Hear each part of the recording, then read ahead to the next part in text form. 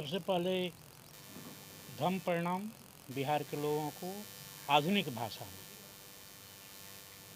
साथियों, खासकर बिहार वासियों, ये जो विजयादशमी है, अशोक विजयादशमी के नाम से हम लोग जानते हैं, ये ऐतिहासिक ये प्रचलित है, लेकिन कुछ कारणों से हम इसको भूल गए। इसमें ये पाटलिपुत्रा के धरती जो अशोक का राजधानी हुआ करता था, यहाँ से ये जो ज्ञान था धम्म का पूरे विश्व में फैला। आज पाटलिपुत्रा के लोग ही धम्म का मायने नहीं जानते हैं, धम्म से वो धार्मिक हो गए।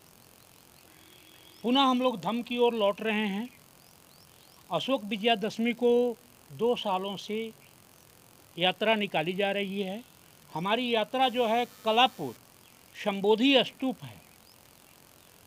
कलापुर संबोधि स्तूप से चल करके विभिन्न वाहनों से, पैदल, bike, motorcycle, car, e rickshaw से चल करके गौतम बुद्ध विहार में हम लोग आते हैं। सुबह 9 बजे वहाँ से हम लोग प्रस्थान करते हैं। विभिन्न ग्रामों को टच करते हुए हम लोग 1 बजे के लगभग गौतम बुद्ध विहार में आते हैं। ये धम्म यात्रा है, धम्म यात्रा, विजयादशमी यात्रा है। अब विजयादशमी यात्रा करना इसलिए ज़रूरी था कि विजयादशमी को लोग भूल गए हैं कि विजयादशमी है क्या। ये धम्म विजय का दिवस है। धम्म विजय किया था, सम्राट अशोक ने किया। दूसरा धम्म विजय आधुनिक भारत के निर्माता बाबा साहब डॉक्टर भीमराव अंबेडकर ने की। तो ये देश में, खासकर बिहार में, ये गांव-गांव तक बताना जरूरी है कि ये हमारा विजयादशमी है।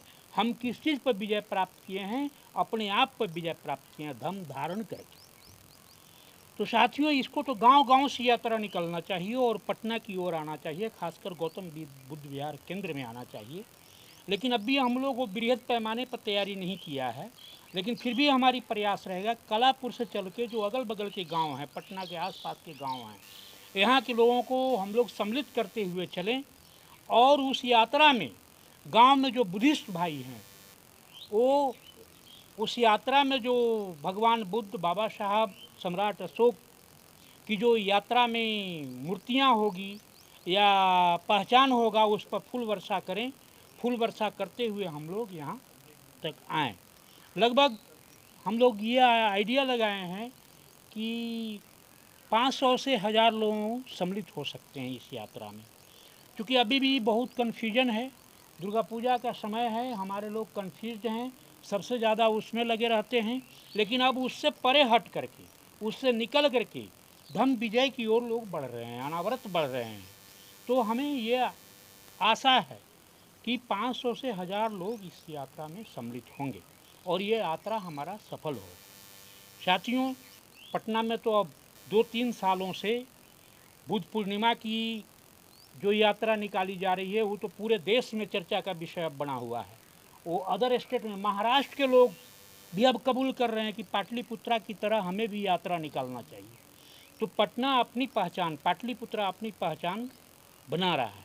अब धम्म यात्रा के भी हम इतनी प्रचलित कर दें कि ये भी पूरे भारत के लोग कहें कि अब हम भी धम्म यात्रा निकालना शुरू करें। तो यही हमारी उद्देश्य है। कलापुर संबोधि स्तूप से चल करके गौतम बुद्ध विहार केंद्र हम लोग आएंगे और 500 से 1000 लोग इसमें सम्मिलित होंगे। कौन सा कलापुर है सर? नौबतपुर के पास कलापुर है, वो 4 लेन के बगल में, वहाँ संबोधि स्तूप है। संबोधि स्तूप बनाई गई है। इसमें अरुण कत्यान साहब, उपासिका रेशमी बौद्ध जी का बहुत बड़ी योगदान है। इन लोगों ने, चूँकि सम्राट अशोक के बाद पटना क्या, बिहार में स्तूप बनना बंद था, किसी ने स्तूप नहीं बनाना शुरू किया। तो ये तो बहुत बहुत साधुवाद इनको दिया जा रहा है कि इन्होंने स्तूप कला को पुनः स्थापित किया। और मैं ये लोगों से निवेदन करना चाहता हूँ कि आप भी जगह जगह ये स्तूप बनाने की कला जो है पुनर्स्थापित करें।